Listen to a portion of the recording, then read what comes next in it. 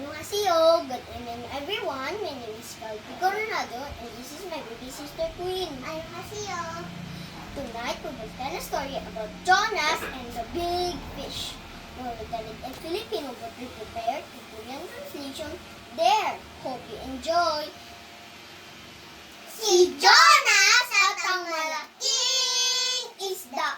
Marami taon na ang nakalipas na isang tao na ipinangalan Jonas na nakatira sa lupain ng Israel. Isang araw, sinabi ng Diyos sa kanya na magpunta sa Nineveh, ang pinakamalaki at ang pinakamalakas na lungsod sa buong mundo. Kailangan bigyang babala ni Jonas ang lahat ng mga tao doon. Alam ng Diyos ang kanilang mga kasalanan. Hindi sumunod si Jonas sa Diyos. Sa halip na magpunta sa Nineveh, si Jonas ay patungo sa kabilang diretsyon sa isang lugar na tinatawag na Tarshish. Nagpadala ang Diyos ng lakas na hangin sa dagat. Nagkaroon ng isang malaking bagyo. Natakot ang marino na masira ang barko at ito ay lumubog. Lumakas ang bagyo. Ang mga marino ay humingi ng tulong sa kanilang Diyos. Nagtapon din sila mga karga upang gumaan ang barko, ngunit walang nakatulong. Si Jonas na ang tao na basta barko na hindi nilalangin sa halip. Siya ay natutulog. Dekita siya ng pitang barko. Anong ginagawa mo at natutulog ka? Tumayo ka! Manalangin ka sa iyong Diyos. Maaaring maiisip tayo yun ng inyong Diyos at tayo ay hindi mamatay. Ang mga marino ay nagpasya ng kanilang problema ay may kagawan kay Jonas.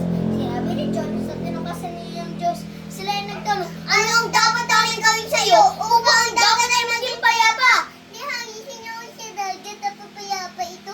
Alam ko nga po ang danay kaya nagkaroon ng ganito kalakas na bagyo. Sagot ni Jonas. Hindi nais ng mga marino na itapon si Jonas sa tubig.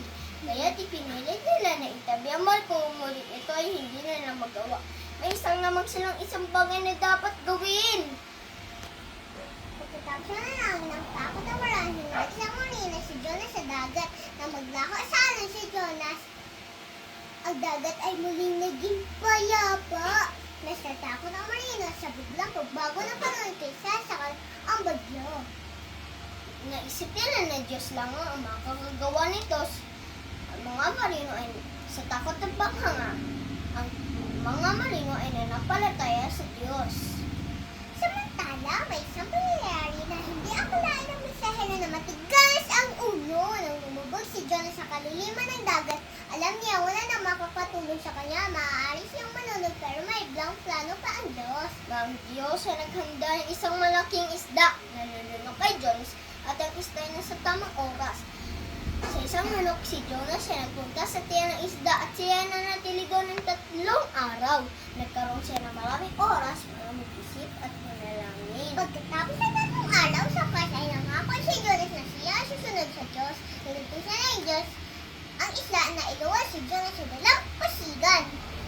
Muli, sinabi ng Diyos kay Jonas na pumunta sa Nineveh at mangaral ng salita ng Diyos. At ngayon si Jonas ay nagpunta na dumarating sa lungsod at sumisigaw. Sa 40 araw, ang Nineveh ay magugunaw! Ang mga taong ng Nineveh ay lumuwas sa salita ng Diyos. Nag-ayunan siyang lahat ng damit at panuksa bilang tanda ng lubos na pagsisisi sa kanilang mga kasalanan. Kahit ang hari ay bumaba sa kanyang trono, nagkumpara malabalag suot ang paluksa at naupo sa abo. Inutos din ng hari na tumalikod. Ang lahat ay tumalikod sa kanilang mga kasalanan at manalangin sa Diyos para sa kapatawaran.